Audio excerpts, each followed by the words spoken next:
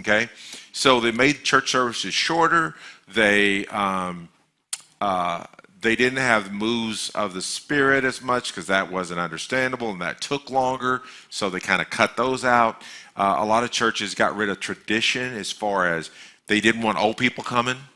If you were a senior citizen, they didn't want you. There was one church, matter of fact, that the pastor was taken out because the congregation had got so small. So the senior citizens that were left got it, and they started running it, having groups, built the church up to like 3 times what it was when the pastor was there, and got the attention of the denomination that was over them.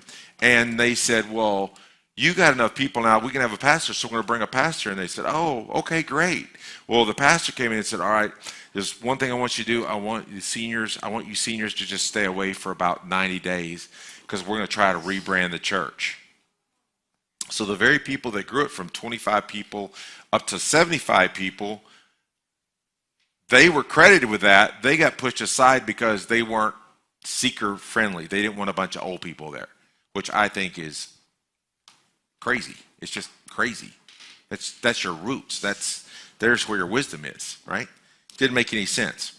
Well, that was a big thing. So the seekers, we've had this like 20-year experiment with this, 25 actually, year experiment with this. And what happened was the founder of this was in North Carolina, this church. It just came out with a study about 8, maybe 10 years ago. And they said, you know what we've noticed is this doesn't work. It just doesn't work. We're really good at gathering people, but they're spiritually, they have no roots. They're very shallow. And which I'm like going, you need to wait 25 years to realize that? I could have told you that, right? But that was the case. So they abandoned the seeker movement. Well,